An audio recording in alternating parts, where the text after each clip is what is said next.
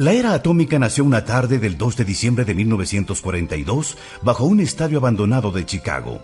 Unos científicos que trabajaban en ese edificio produjeron la primera reacción atómica en cadena. Años más tarde, Estados Unidos hizo explotar su primera bomba atómica en un desierto de Nuevo México el 16 de julio de 1945. Luego de estallar esta bomba, dejó un cráter de 18 metros de profundidad y de 1.525 metros de ancho. La siguiente bomba lanzada fue una de uranio, U-235, y fue lanzada sobre la ciudad de Hiroshima. Al instante, murieron 70.000 personas y arrasó con la mayoría de edificios. En la actualidad, los científicos han desarrollado la bomba de neutrón, lo último en armas nucleares. Aquí cabe la pregunta: ¿será que el final del mundo será producto de una guerra atómica? ¿Cómo mantener su cordura cuando el mundo se viene abajo? Este es el tema que hoy nos trae el pastor Adrián Rogers en la voz del pastor Lenín de Llanón.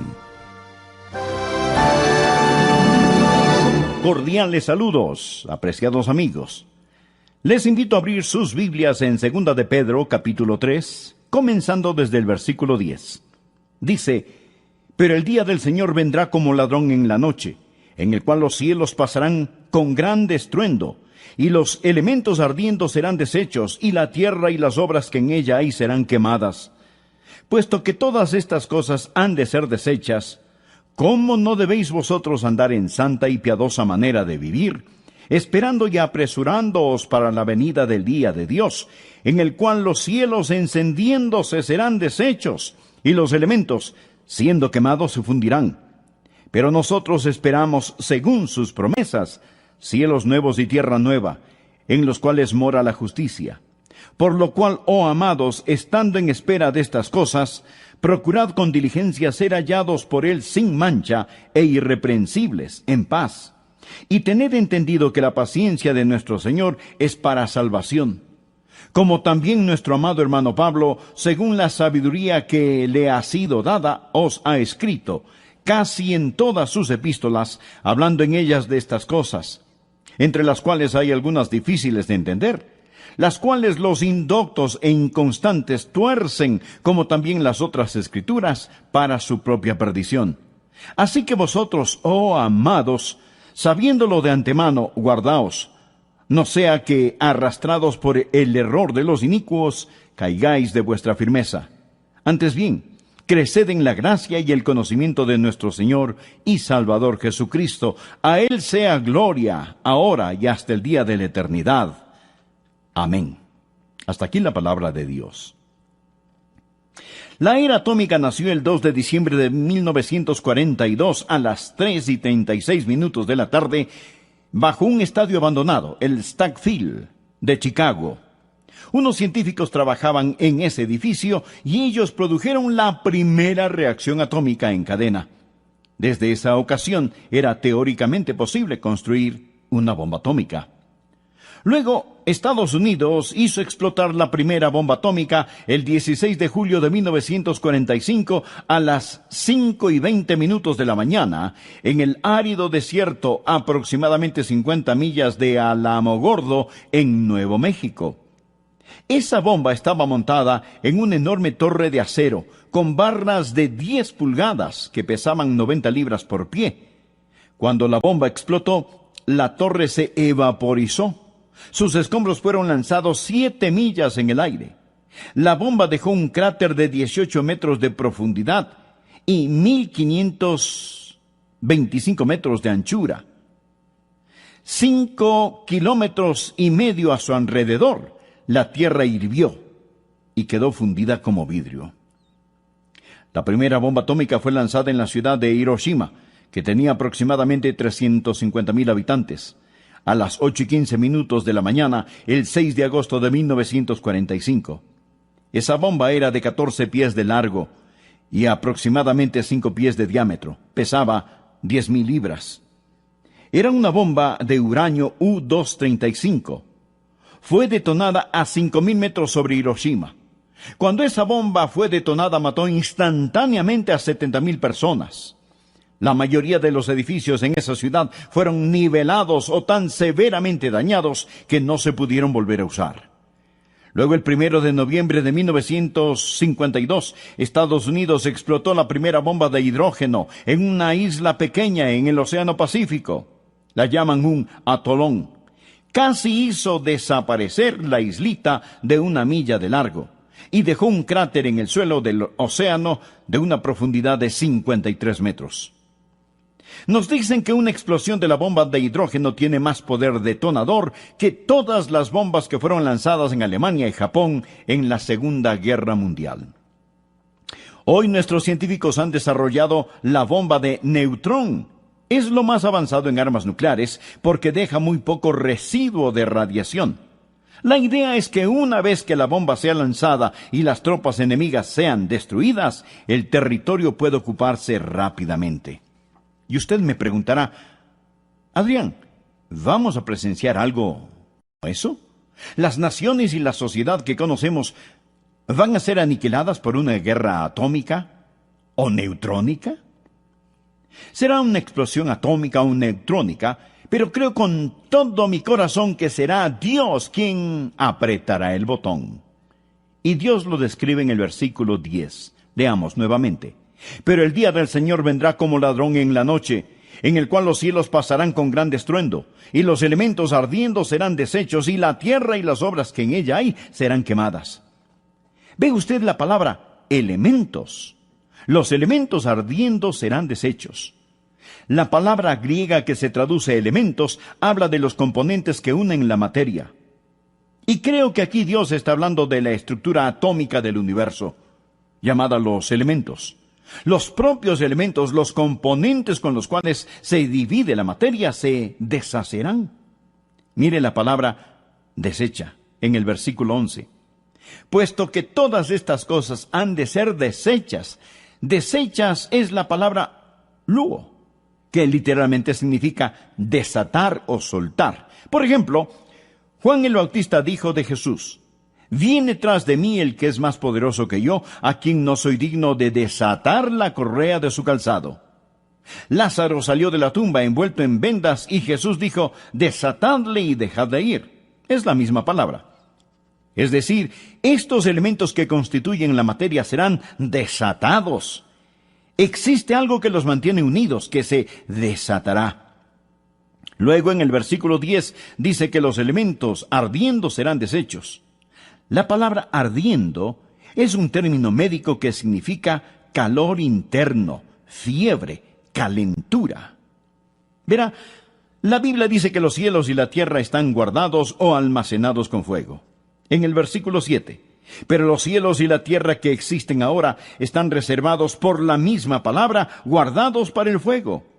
Literalmente significa que los cielos y la tierra ahora mismo están almacenados con fuego. La naturaleza nuclear del universo está toda compuesta de electricidad, que es fuego, cargas eléctricas. Está almacenada con fuego. Y cuando todos los elementos sean desatados en una espectacular reacción en cadena, los cielos y la tierra se quemarán con su propio calor interior. Bueno, tal vez no llegue a ser como estoy diciendo, pero amigo, ocurrirá. Pedro nos habla a usted y a mí en el versículo 11 cuando dice: puesto que todas estas cosas han de ser deshechas, o sea, todo será destruido, ¿cómo no debéis vosotros andar en santa y piadosa manera de vivir? Observe que no es una pregunta, es una exclamación. Él está diciendo, ¿qué clase de personas debemos ser? Él no está haciendo ninguna pregunta. La palabra manera realmente significa de otro modo. Tiene la idea de ser un extranjero, un forastero. Habla de una conducta que no es normal. Lo que él está diciendo es que cuando nosotros, conociendo lo que sabemos, no podemos ser como todos los demás. Nuestra conducta no es de este mundo. Debemos ser diferentes porque Pedro nos ha dicho que somos extranjeros y peregrinos. Un extranjero no está en su casa y un peregrino está en camino a su casa. Nosotros no somos ciudadanos de la tierra tratando de llegar al cielo, sino que somos ciudadanos del cielo de paso por la tierra. Por ello debemos ser diferentes. Nuevamente la palabra. ¿Cómo no debéis vosotros andar en santa y piadosa manera de vivir? Como si fuésemos de otro mundo, nuestra manera de vivir debe ser diferente. Nuestro andar, vestir, caminar, hablar debe ser diferente. No estoy diciendo que debe ser raro, que Dios no lo permita. Ya tenemos demasiados creyentes raros. No dije raros, sino diferentes, gente peculiar. Si usted es raro, repele a la gente. Pero si es diferente, atraerá a las personas, porque quieren saber lo que le hace diferente, quieren saber qué le ayuda a sobrellevar las cargas de este mundo. Luego nos dice que debemos andar santa y piadosamente. La palabra santa habla de nuestro carácter y piadosamente habla de nuestra conducta. Esa es la manera en que nosotros debemos vivir. Pero cuando se habla de santidad, muchos se ponen nerviosos.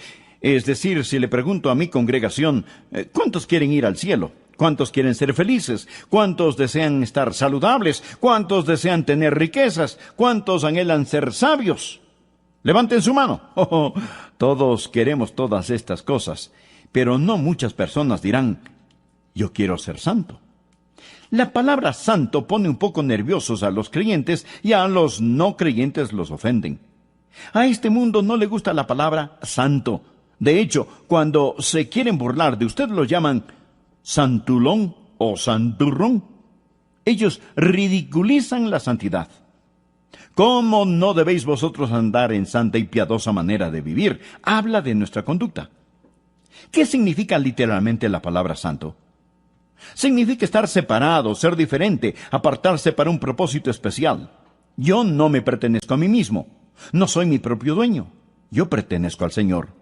La santidad no es tener una actitud de superioridad hacia otros. Simplemente ser diferente. La santidad no es tampoco estar enclaustrado en un monasterio o convento. No significa retirarse. El ser santo significa ser diferente a las personas de este mundo. De hecho, significa ser como Dios. Pedro nos dice lo que significa en Primera de Pedro capítulo 1, versículo 15. No es difícil de entender si usted lee la palabra de Dios. Dice, como aquel que os llamó es santo, sed también vosotros santos en toda vuestra manera de vivir. Dios es santo. Y el ser santo, por consiguiente, es simplemente ser como Dios. A su vez, leamos 2 de Pedro capítulo 3, versículo 11. Puesto que todas estas cosas han de ser deshechas, ¿cómo no debéis vosotros andar en santa y piadosa manera de vivir? Ahora, ¿qué es la piedad? Es simplemente estar consagrado y agradar a Dios. Si usted agrada a Dios, no importa a quién desagrade.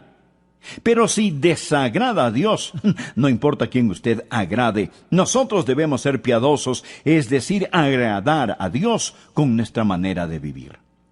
Hasta ahora solo he mencionado la introducción del mensaje. ¿Cómo mantener una cordura cuando el mundo se viene abajo? Pedro nos da 5 puntos que quiero que estudiemos. Pedro nos está preguntando qué clase de personas debemos ser al saber lo que va a suceder. Que un día todo esto con lo que el hombre sueña, hace planes y ha vendido su alma por alcanzar, va a terminar en plasma fundida. Puesto que todas estas cosas han de ser deshechas, ¿cómo no debéis vosotros andar en santa y piadosa manera de vivir? Su carácter y su conducta. Luego describe esa conducta y sus 5 componentes. ¿Qué tipo de persona debe ser usted? Primero, usted necesita ser una persona que espere su venida. Mire el versículo 12. Esperando y apresurándoos para la venida del día de Dios. Versículo 13. Pero nosotros esperamos, según sus promesas, cielos nuevos y tierra nueva.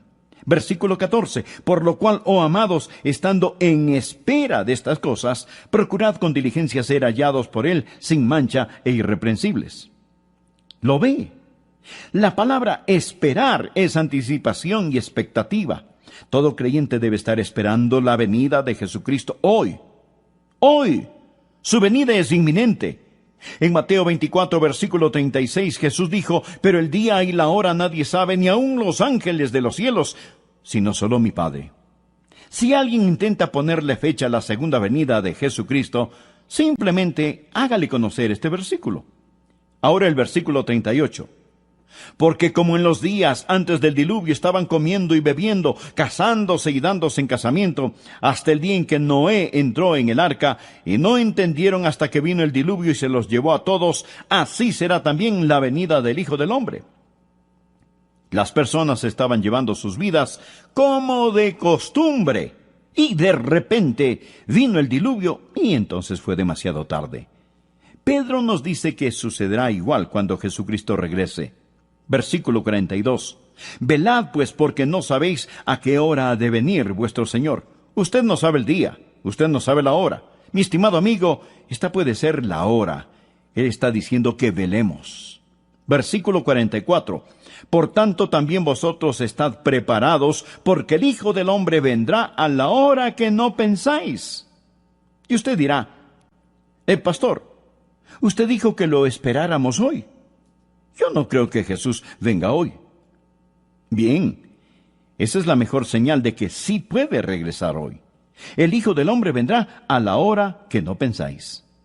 Pedro nos dice que esperemos en cualquier momento la venida del Señor, y es por esa esperanza que nos mantenemos puros. Jesucristo nos dice en Lucas capítulo 12, verso 35, estén ceñidos vuestros lomos y vuestras lámparas encendidas. Esto significa estar listos para viajar. Y vosotros sed semejantes a hombres que aguardan a que su Señor regrese de las bodas, para que cuando llegue y llame, le abran enseguida. Debemos ser como siervos que esperan que su amo regrese de una fiesta. Ahora, mire este precioso versículo que tengo subrayado en mi Biblia, el verso 37. Bienaventurados aquellos siervos a los cuales su Señor, cuando venga, halle velando. Versículo 39.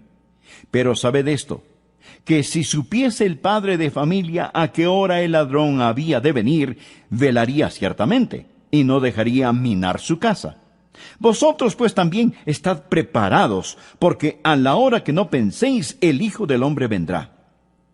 Entonces Pedro le dijo, Señor, ¿dices estas parábolas a nosotros o también a todos? ¿Lo ve? Pedro estaba presente cuando el Señor dijo que tenemos que velar o estar preparados, esperando. Versículo 42. Y dijo el Señor, ¿quién es el mayordomo fiel y prudente al cual su Señor pondrá sobre su casa para que a tiempo les dé su ración? Bienaventurado aquel siervo al cual, cuando su Señor venga, le halle haciendo así. En verdad os digo que le pondrá sobre todos sus bienes. Ahora, escuche lo que dice el versículo 45. Mas si aquel siervo dijere en su corazón, mi Señor tarda en venir, y comenzare a golpear a los criados y a las criadas, y a comer y beber y embriagarse, vendrá el Señor de aquel siervo en día que éste no espera, y a la hora que no sabe, y le castigará duramente, y le pondrá con los infieles. Esta parábola simplemente está diciendo, mi estimado amigo, que esté listo, esperando la venida del Señor en cualquier momento. Hace mucho tiempo leí acerca de las dos niñas que esperaban el bus escolar. Una le dijo a la otra, entiendo que el comité escolar va a visitar nuestra aula uno de estos días. La otra le respondió, bien, si eso es cierto, la próxima semana voy a limpiar mi escritorio. Entonces la primera le preguntó, pero, ¿y si vienen esta semana? Bueno, entonces lo limpiaré al final de la semana. La primera le volvió a preguntar, ¿pero qué y si vienen hoy? Entonces, pensándolo bien, apenas llegue lo limpiaré y lo mantendré limpio, fue la respuesta. Amigo, no sabemos cuándo Jesucristo regresará, pero esté esperando su venida. Número 2, no solo debe esperar su venida, sino que usted necesita ser una persona que apresure su venida. Por favor, mire el versículo 12. Esperando y apresurándoos para la venida del día de Dios.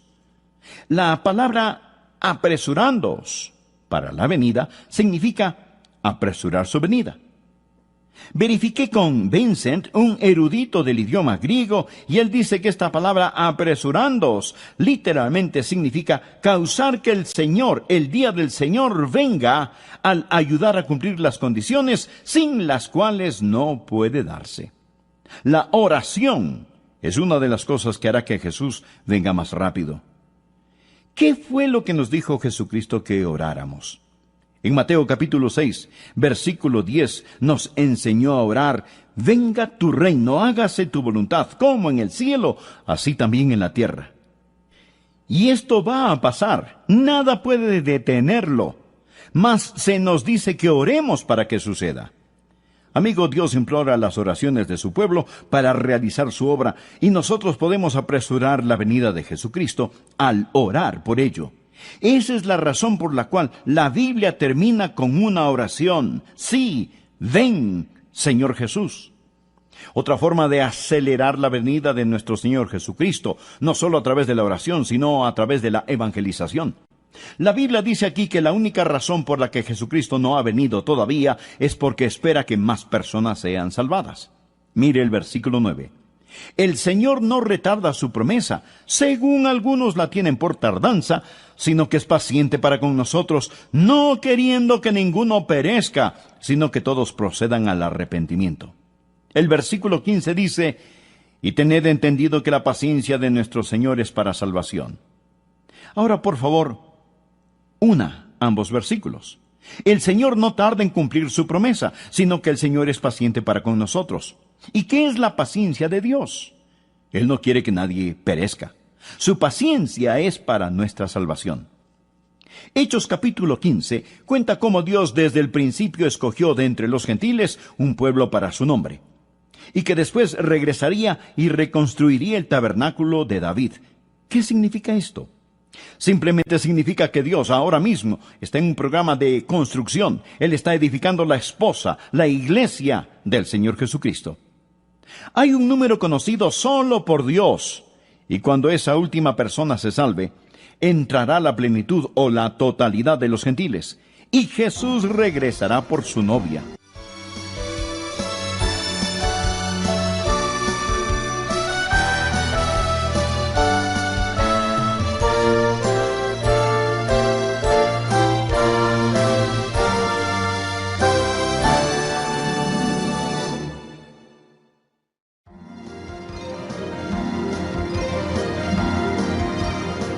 Nosotros no somos ciudadanos de la tierra tratando de llegar al cielo, sino que somos ciudadanos del cielo de paso por la tierra. Por ello debemos ser diferentes. Nuevamente la palabra: ¿cómo no debéis vosotros andar en santa y piadosa manera de vivir? Como si fuésemos de otro mundo, nuestra manera de vivir debe ser diferente. Nuestro andar, vestir, caminar, hablar debe ser diferente.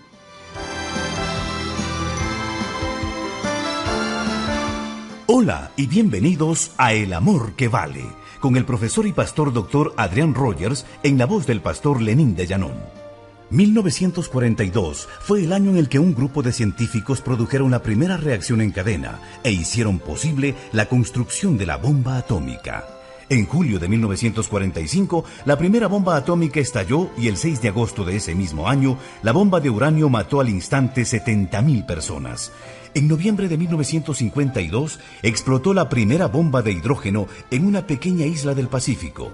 Provocó un cráter en el suelo del océano de 53 metros de largo. La bomba de hidrógeno tiene más poder detonador que todas las bombas que fueron lanzadas en la Segunda Guerra Mundial juntas.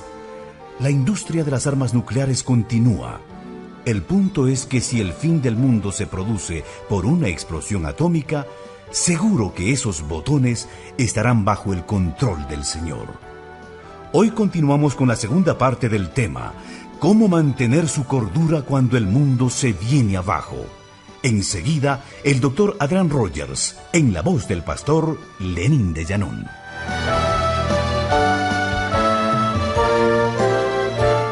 La palabra santo pone un poco nerviosos a los creyentes y a los no creyentes los ofenden. Es decir, si le pregunto a mi congregación, ¿cuántos quieren ir al cielo?, ¿Cuántos quieren ser felices? ¿Cuántos desean estar saludables? ¿Cuántos desean tener riquezas? ¿Cuántos anhelan ser sabios? Levanten su mano. Todos queremos todas estas cosas, pero no muchas personas dirán, yo quiero ser santo. La palabra santo pone un poco nerviosos a los creyentes y a los no creyentes los ofenden. A este mundo no le gusta la palabra santo. De hecho, cuando se quieren burlar de usted lo llaman santulón o santurrón. Ellos ridiculizan la santidad. ¿Cómo no debéis vosotros andar en santa y piadosa manera de vivir? Habla de nuestra conducta. ¿Qué significa literalmente la palabra santo? Significa estar separado, ser diferente, apartarse para un propósito especial. Yo no me pertenezco a mí mismo. No soy mi propio dueño. Yo pertenezco al Señor. La santidad no es tener una actitud de superioridad hacia otros. Simplemente ser diferente. La santidad no es tampoco estar enclaustrado en un monasterio o convento. No significa retirarse. El ser santo significa ser diferente a las personas de este mundo. De hecho, significa ser como Dios. Pedro nos dice lo que significa en 1 de Pedro capítulo 1, versículo 15. No es difícil de entender si usted lee la palabra de Dios. Dice, como aquel que os llamó es santo, sed también vosotros santos en toda vuestra manera de vivir. Dios es santo. Y el ser santo, por consiguiente, es simplemente ser como Dios. A su vez, leamos 2 de Pedro capítulo 3, versículo 11. Puesto que todas estas cosas han de ser deshechas, ¿cómo no debéis vosotros andar en santa y piadosa manera de vivir? Ahora, ¿qué es la piedad? Es simplemente estar consagrado y agradar a Dios. Si usted agrada a Dios, no importa a quién desagrade. Pero si desagrada a Dios, no importa a quién usted agrade. Nosotros debemos ser piadosos, es decir, agradar a Dios con nuestra manera de vivir.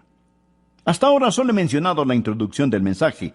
¿Cómo mantener una cordura cuando el mundo se viene abajo? Pedro nos da 5 puntos que quiero que estudiemos. Pedro nos está preguntando qué clase de personas debemos ser al saber lo que va a suceder. Que un día todo esto con lo que el hombre sueña, hace planes y ha vendido su alma por alcanzar, va a terminar en plasma fundida. Puesto que todas estas cosas han de ser deshechas, ¿cómo no debéis vosotros andar en santa y piadosa manera de vivir? Su carácter y su conducta. Luego describe esa conducta y sus 5 componentes. ¿Qué tipo de persona debe ser usted? Primero, usted necesita ser una persona que espere su venida. Mire el versículo 12. Esperando y apresurándoos para la venida del día de Dios. Versículo 13. Pero nosotros esperamos, según sus promesas, cielos nuevos y tierra nueva. Versículo 14. Por lo cual, oh amados, estando en espera de estas cosas, procurad con diligencia ser hallados por Él sin mancha e irreprensibles. ¿Lo ve? La palabra esperar es anticipación y expectativa. Todo creyente debe estar esperando la venida de Jesucristo hoy. Hoy. Su venida es inminente. En Mateo 24, versículo 36, Jesús dijo, pero el día y la hora nadie sabe, ni aun los ángeles de los cielos, sino solo mi Padre. Si alguien intenta ponerle fecha a la segunda venida de Jesucristo, simplemente hágale conocer este versículo. Ahora el versículo 38. Porque como en los días antes del diluvio estaban comiendo y bebiendo, casándose y dándose en casamiento, hasta el día en que Noé entró en el arca, y no entendieron hasta que vino el diluvio y se los llevó a todos, así será también la venida del Hijo del Hombre. Las personas estaban llevando sus vidas como de costumbre, y de repente vino el diluvio, y entonces fue demasiado tarde. Pedro nos dice que sucederá igual cuando Jesucristo regrese. Versículo 42. Velad pues, porque no sabéis a qué hora ha de venir vuestro Señor. Usted no sabe el día, usted no sabe la hora. Mi estimado amigo, esta puede ser la hora. Él está diciendo que velemos. Versículo 44. Por tanto también vosotros estad preparados, porque el Hijo del Hombre vendrá a la hora que no pensáis. Y usted dirá, pastor, usted dijo que lo esperáramos hoy. Yo no creo que Jesús venga hoy. Bien, Esa es la mejor señal de que sí puede regresar hoy. El Hijo del Hombre vendrá a la hora que no pensáis.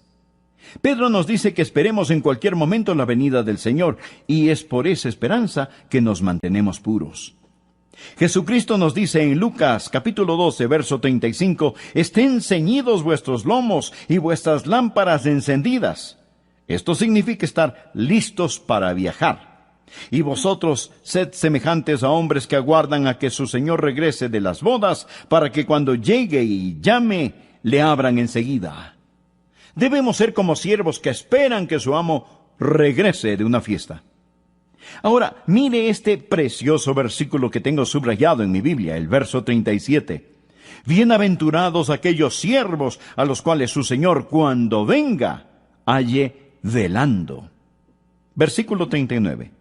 «Pero sabed esto, que si supiese el padre de familia a qué hora el ladrón había de venir, velaría ciertamente, y no dejaría minar su casa. Vosotros pues también estad preparados, porque a la hora que no penséis, el Hijo del Hombre vendrá». Entonces Pedro le dijo, «Señor, ¿dices estas parábolas a nosotros o también a todos?» ¿Lo ve? Pedro estaba presente cuando el Señor dijo que tenemos que velar o estar preparados, esperando. Versículo 42. «Y dijo el Señor, ¿quién es el mayordomo fiel y prudente al cual su Señor pondrá sobre su casa para que a tiempo les dé su ración? Bienaventurado aquel siervo al cual, cuando su Señor venga, le halle haciendo así. En verdad os digo que le pondrá sobre todos sus bienes». Ahora, escuche lo que dice el versículo 45. «Mas si aquel siervo dijere en su corazón, mi Señor tarda en venir, y comenzare a golpear a los criados y a las criadas, y a comer y beber y embriagarse, vendrá el Señor de aquel siervo en día que éste no espera, y a la hora que no sabe, y le castigará duramente, y le pondrá con los infieles». Esta parábola simplemente está diciendo, mi estimado amigo, que esté listo, esperando la venida del Señor en cualquier momento. Hace mucho tiempo leí acerca de las dos niñas que esperaban el bus escolar. Una le dijo a la otra, «Entiendo que el comité escolar va a visitar nuestra aula uno de estos días». La otra le respondió, «Bien, si eso es cierto, la próxima semana voy a limpiar mi escritorio». Entonces la primera le preguntó, «Pero, ¿y si vienen esta semana?» «Ah, bueno, entonces lo limpiaré al final de la semana». La primera le volvió a preguntar, «¿Pero qué y si vienen hoy?»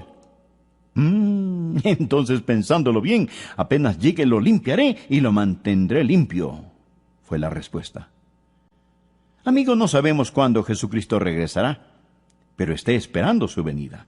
Número 2, no solo debe esperar su venida, sino que usted necesita ser una persona que apresure su venida. Por favor, mire el versículo 12. «Esperando y apresurándoos para la venida del día de Dios». La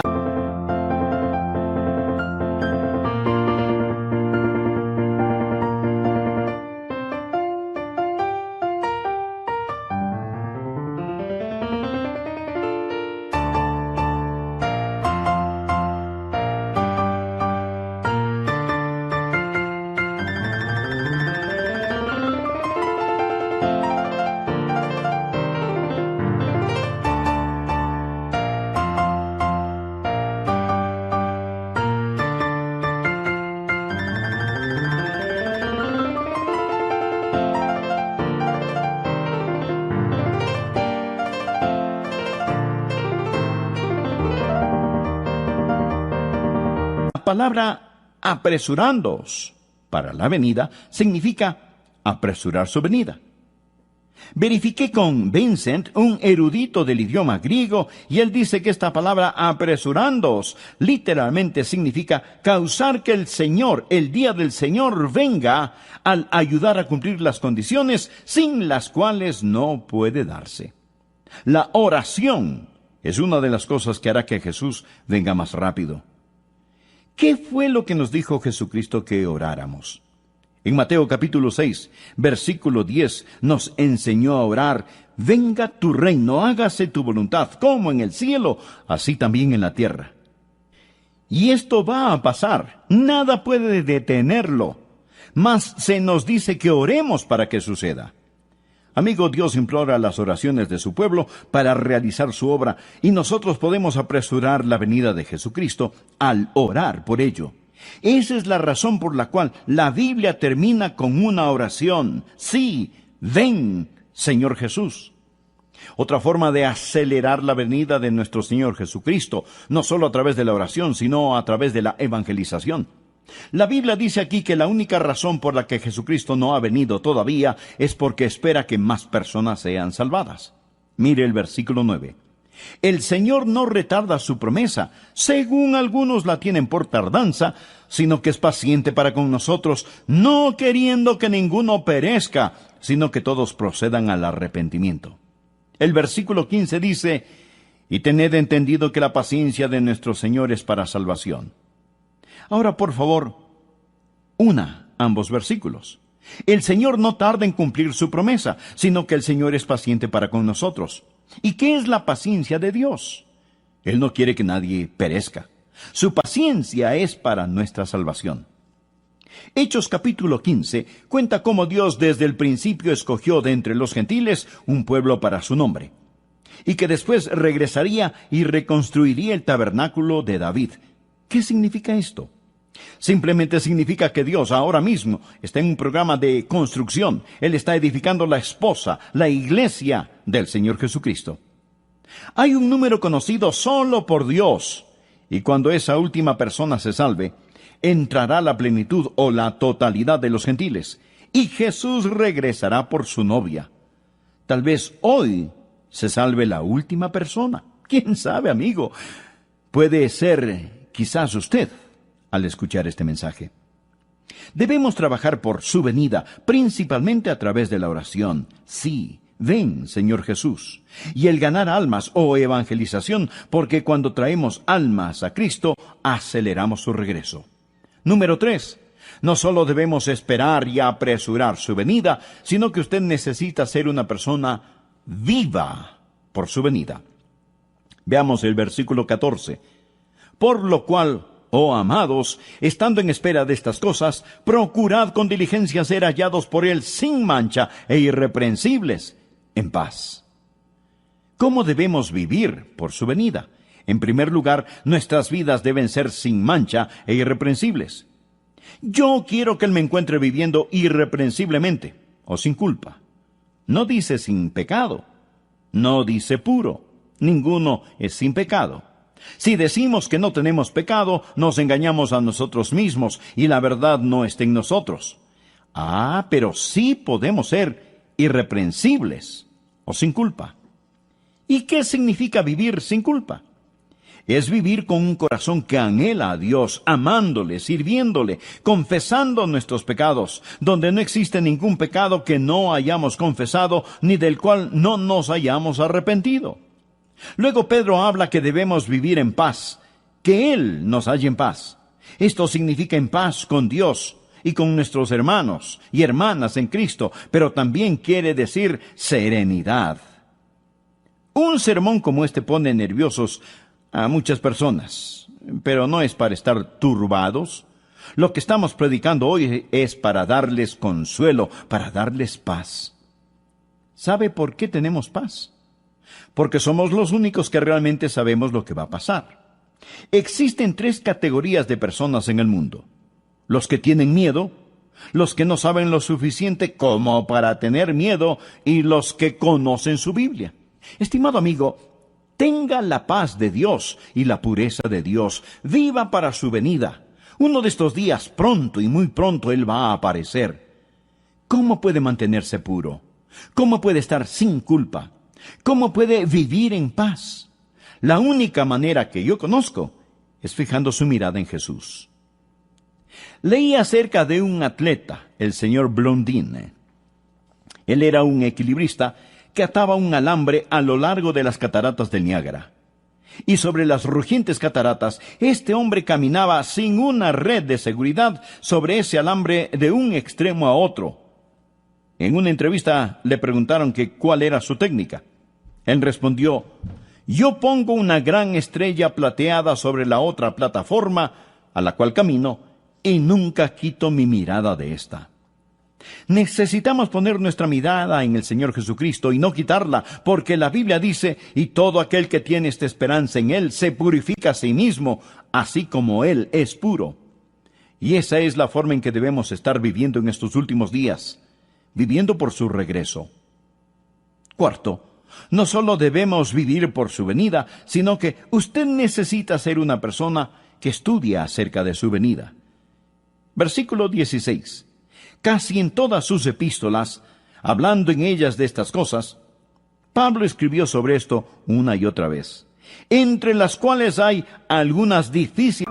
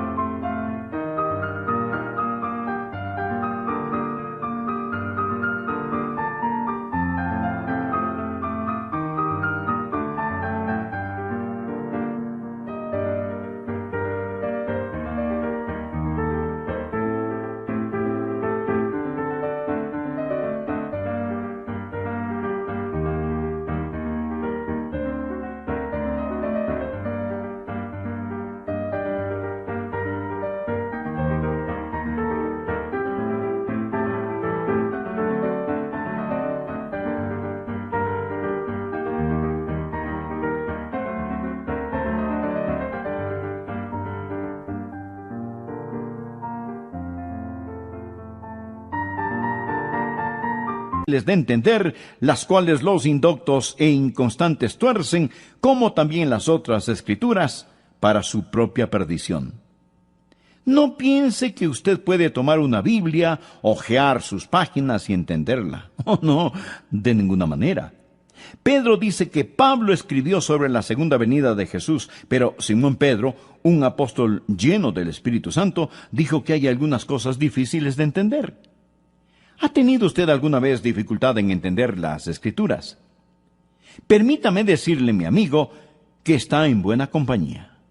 Simón Pedro dijo: hay algunas difíciles de entender. Pero ahora, preste atención. Las cuales los indoctos e inconstantes tuercen, como también las otras Escrituras, para su propia perdición. Los indoctos o ignorantes e inconstantes o inestables a veces tuercen las Escrituras. La palabra tuercen literalmente significa poner a una persona en un potro de tortura.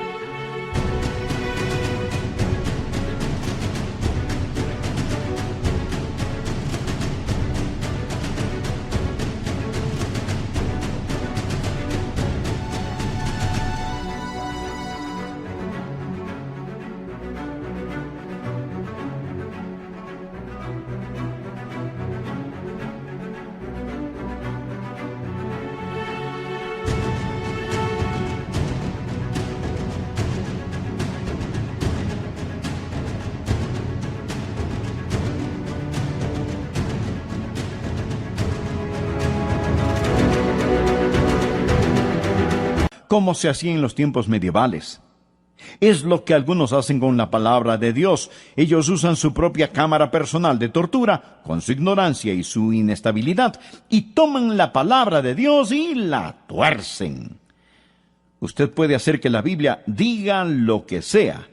La ilustración clásica. Judas salió y fue y se ahorcó. Haga lo mismo. Y lo que vas a hacer, hazlo más pronto. Todas estas son escrituras. Pero la Biblia no dice que se ahorque. Esto es torcer la Biblia para hacer que diga lo que no dice. No solo debemos esperar, apresurar su venida y vivir por su venida, mas también necesitamos estar aprendiendo acerca de su venida. En 2 de Timoteo leemos: procura con diligencia presentarte a Dios aprobado como obrero que no tiene de qué avergonzarse, que usa bien la palabra de verdad. Porque con la palabra no se juega. Miren lo que dice: entre las cuales hay algunas difíciles de entender, las cuales los indoctos e inconstantes tuercen, como también las otras escrituras. Ahora escuche: para su propia perdición. Usted está jugando con dinamita. Esta explotará y lo destruirá. Es una espada de dos filos. Es un condimento de vida para vida o de muerte para muerte. Por último, usted necesita ser una persona que mantiene su firme posición hasta su venida. Versículo 17. Así que vosotros, oh amados, sabiéndolo de antemano, guardaos, no sea que arrastrados por el error de los inicuos, caigáis de vuestra firmeza. Aférrese a la palabra de Dios. Manténgase firme, siga la trayectoria correcta. No caigáis de vuestra firmeza. Ahora bien, Él no habla de caer de vuestra salvación. Él está hablando de caer de su firme posición. ¿Y cómo logramos no caer de nuestra firme posición? Versículo 18.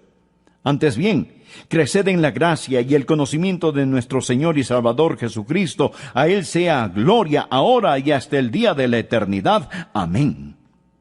¿Sabe cuál es la forma de no caer de su firmeza? Creced en la gracia y el conocimiento. En el idioma griego literalmente dice: siga creciendo, simplemente siga creciendo. Crezca en gracia y crezca en conocimiento. La gracia sin el conocimiento lo hará demasiado suave, y el conocimiento sin gracia lo hará demasiado duro. Creced en la gracia y el conocimiento de nuestro Señor y Salvador Jesucristo. Amigos, lo que le pasa a mucha gente es que pasan adelante, se salvan y luego se duermen. Y con razón se caen. Ellos no siguen creciendo. Siga creciendo en la gracia y el conocimiento de nuestro Señor y Salvador Jesucristo. Amo la conclusión de este versículo. A Él sea gloria ahora y hasta el día de la eternidad. Amén. ¿Está usted listo para la venida de Jesucristo? ¿Lo está? Alístese, prepárese. Puesto que todas estas cosas han de ser deshechas, ¿cómo no debéis vosotros andar en santa y piadosa manera de vivir, esperando y apresurándoos para la venida del día de Dios? Si usted solo vive para este mundo, amigo, qué tonto es hacer eso. Si sigue a Satanás, está siguiendo a un perdedor. Los reinos de este mundo se convertirán en los reinos de nuestro Dios y su Cristo. A Él sea la gloria ahora y hasta el día de la eternidad. Amén. Amigo, no siga a un perdedor, arrepiéntase y entréguese a Jesús. La Biblia dice: cree en el Señor Jesucristo y será salvo. Amigo, le invito a orar así: amado Dios, yo sé que tú me amas. Sé que quieres salvarme.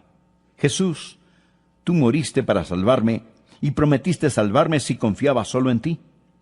Así que confío en ti. En este momento, con todo mi ser, abro mi corazón y te recibo como mi Señor y Salvador. Gracias por salvarme. Amigo, el solo repetir estas palabras no le salvarán. Pero si las dice de corazón, con todo su ser, con fe, Jesús le dará ahora mismo el regalo de la vida eterna.